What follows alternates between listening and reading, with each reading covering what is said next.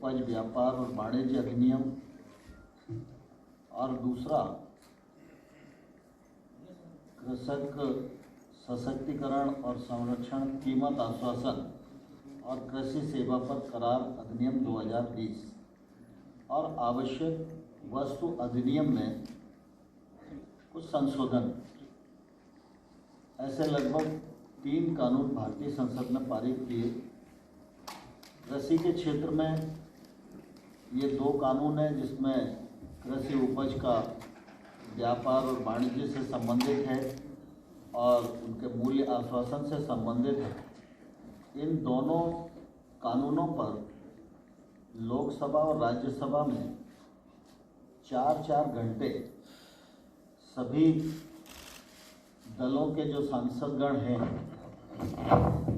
उन सब ने अपना स्वच्छंद होकर विचार व्यक्त किया, पक्ष और विपक्ष।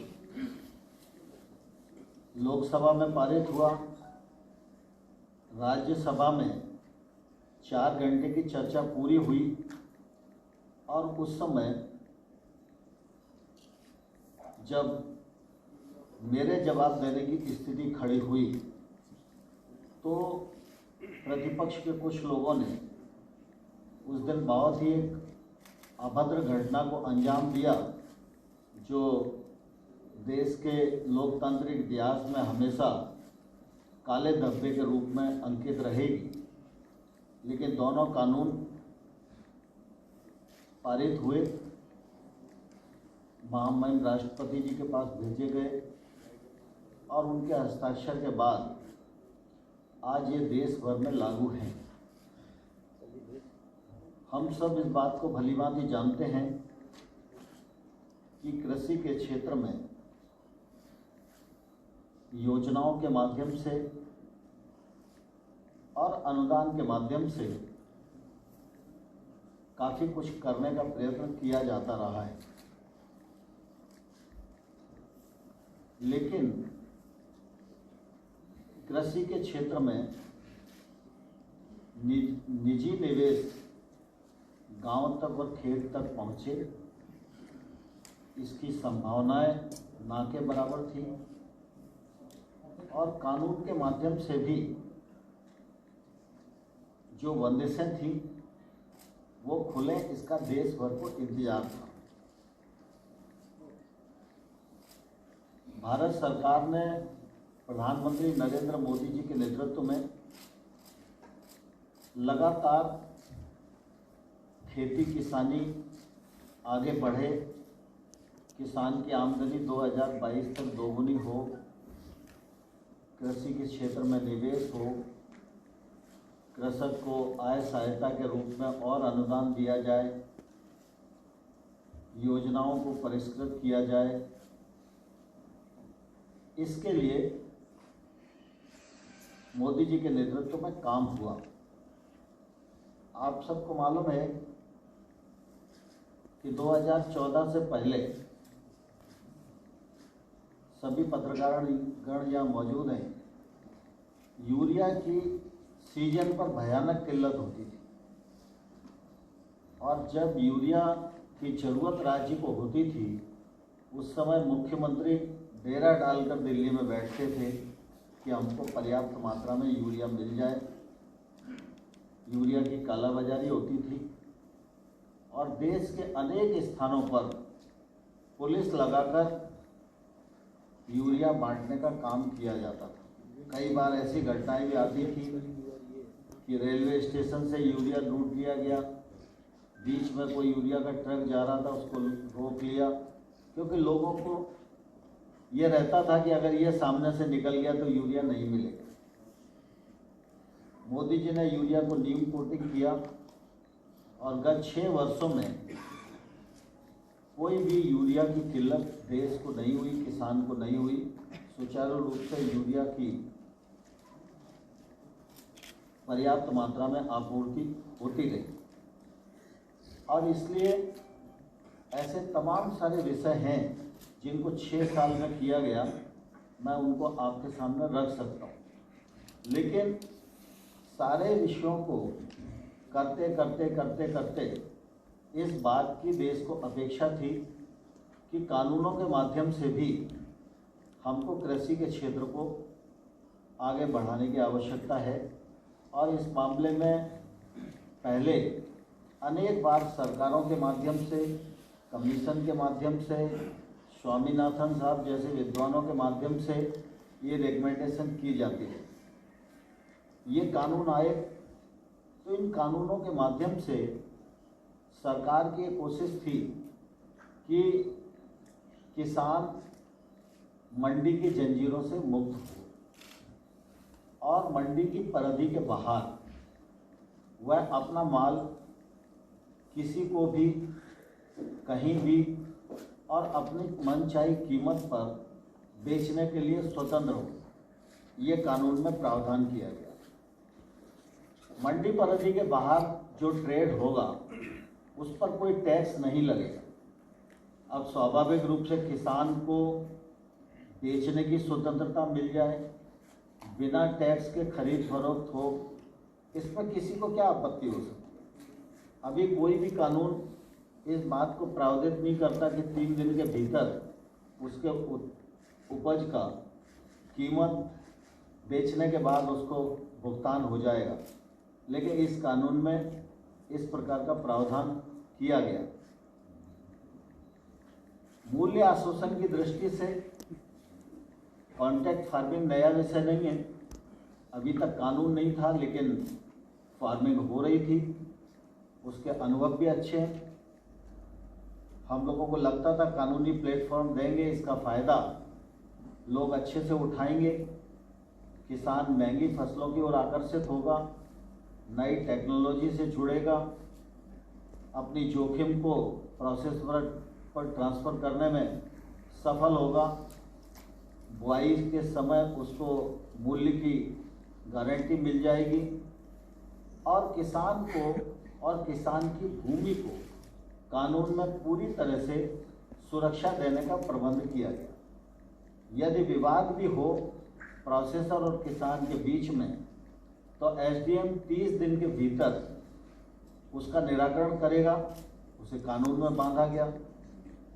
और साथ ही साथ यह भी कानून में प्रावधान किया गया कि निर्णय अगर कभी किसान के विरुद्ध भी जाता है तो उससे वसूली सिर्फ आदान की कीमत की हो सकती है, उसके अतिरिक्त नहीं हो सकती, और उसकी वसूली का कोई भी निर्देश एसडीएम के द्वारा किसान की भूमि के विरुद्ध नहीं होगा।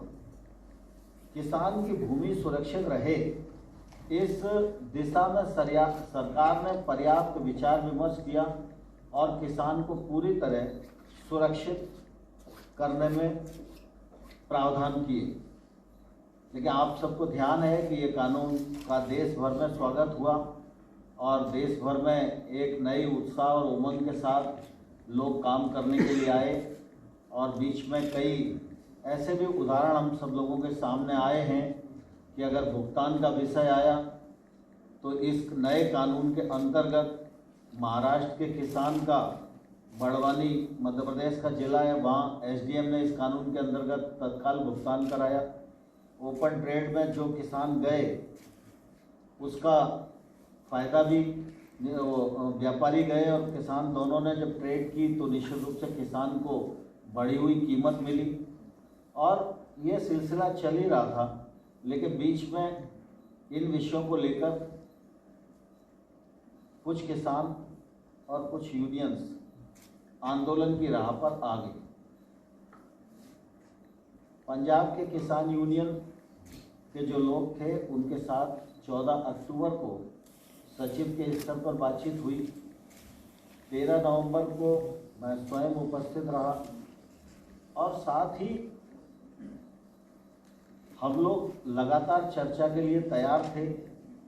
विषयों को लेकर वार्ता चल ही रही थी और इसी बीच में 26 और 27 के आंदोलन की घोषणा हो गई। फिर हम लोगों ने 3 दिसंबर की बातचीत का निमंत्रण किसान यूनियन को भेजा। चूँकि किसान आ चुके थे, रास्ता बाधित था, ठंड का मौसम था, कोविड का भी संकट था और इसलिए सोचा गया कि वार्ता जल्दी करनी चाहिए। तो 3 दिसंबर के स्थान पर 1 दिसंबर को की, 1 दिसंबर के बाद 3 दिसंबर को की, 3 दिसंबर के बाद फिर यह तय हुआ कि 5 दिसंबर को करें, तो 5 दिसंबर को वार्ता का क्रम चला और फिर यह तय हुआ कि 7 तारीख को हम दोबारा से इन विषयों को लेकर बैठेंगे और कुछ मार्ग प्रशस्त करेंगे। लेकिन बीच में ही 6 तारीख को 9 तारीख की रात को फिर बातचीत हुई, 8 की रात बातचीत हुई और बात में फिर एकदम ऐसी परिस्थिति बनी कि उनकी तरफ से कोई सुझाव आ ही नहीं रहा था। तो अंतोगत पर हमको ये लगा कि भाई किसानों के कुछ मुद्दे हैं और उन मुद्दों पर उनके मन में शंका है। तो चूंकि इतने दिन चर्चा हो चुकी है और कुल मिला के वो आखिरी में एक ही बात पर आते हैं कि एक्ट को रिपील कर दो। हम लोगों का लगातार ये आग्रह रहा कि एक्ट में कौन कौन से ऐसे प्रावधान हैं जिनसे किसान को नुकसान है, तकलीफ है, उनको प्रावधान द्वारा हम चर्चा कर लें और चर्चा करने के बाद उनको कैसे ठीक किया जा सकता है इस पर हम आगे बढ़ें। लेकिन मुद्दे यूनियंस की तरफ से नहीं आए, तो फिर हम ही लोगों ने मुद्दे उनको चिन्हित करके बताए और उस पर यह हुआ कि भाई हाँ, ये मुद्दे तो चर्चा में हैं। तो उन मुद्दों का सिलसिलेवार हम अपना प्रस्ताव बनाकर उनको भेज दें, ये विचार हुआ और आपने देखा कि हम लोगों ने उनको मुद्दों के प्रस्ताव बनाकर भेजे। विशेष रूप से उनकी मांग एक पहले तो ये थी कि कानूनों को निरस्त करना। तो हमारा सरकार का पक्ष है कि कानून के वे प्रावधान जिन पर किसान को आपत्ति है, उन प्रावधान पर सरकार खुले मन से विचार करने को तैयार है। सरकार का कोई ईगो नहीं है और सरकार को कोई उन पर विचार करने में दिक्कत नहीं है और हम यूनियन के साथ बैठकर उसको समाधान कर सकते हैं। फिर दूसरा, कुछ लोगों का बातचीत में बात आती थी कि ये कानून वैध नहीं है, क्योंकि कुछ लोगों ने ऐसा बता रखा था कि कृषि राज्य का विषय है और केंद्र सरकार उस पर कानून नहीं बना सकती।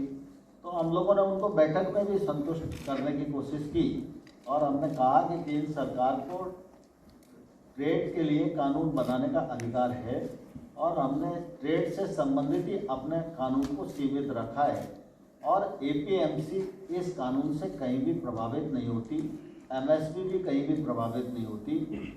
और ये सब उनको बताने की कोशिश की और फिर उनको हमने यह लिखकर भेजा कि केंद्र सरकार को किन किन कानूनों के अंतर्गत कानून बनाने का अधिकार है। इसी प्रकार से बातचीत में ध्यान में आता था कि उनको ऐसा लगता है कि ये नया जो ट्रेड एक्ट आया है, इस एक्ट में उनकी जो एपीएमसी है वो प्रभावित होगी, क्योंकि उन्हें लगता था कि बाहर टैक्स नहीं होगा और एपीएमसी के भीतर टैक्स है, तो धीरे धीरे ये मंडियां दिक्कत में फंस जाएगी। तो हम लोगों ने उनसे कहा कि वैसे तो कुल मिला के जो टैक्स लगता है जब किसी भी ट्रेड पर, तो व्यापारी टैक्स की वसूली किसान से ही करता है। अगर टैक्स नहीं लगेगा इसका फ़ायदा अंततोगत पर किसान को होगा। लेकिन फिर भी अगर आपकी आपत्ति है तो हम लोग इस पर विचार करने को तैयार हैं और इस आशंका पर हम लोगों ने प्रस्ताव दिया कि राज्य सरकार निजी मंडियों के रजिस्ट्रेशन की व्यवस्था भी लागू कर सकेगी और साथ ही ऐसी मंडियों पर राज्य सरकार जो मंडी के भीतर का टैक्स है उसके हिसाब से ही वो बाहर की प्राइवेट मंडी पर भी टैक्स लगा सकेगी। तो उनकी इस आशंका को भी निर्मूल करने की हम लोगों ने अपने प्रस्ताव में कोशिश की है। हमारे एक्ट में ये प्रावधान था कि पैन कार्ड से ही खरीद हो सके। सरकार उस मामले में ये सोचती थी कि व्यापारी भी और किसान भी इंस्पेक्टर राज और लाइसेंसी राज से बच सकेंगे। और थोड़ा खुला प्रावधान करना चाहिए, जिससे हर चीज़ थोड़ी सी आसान हो जाए।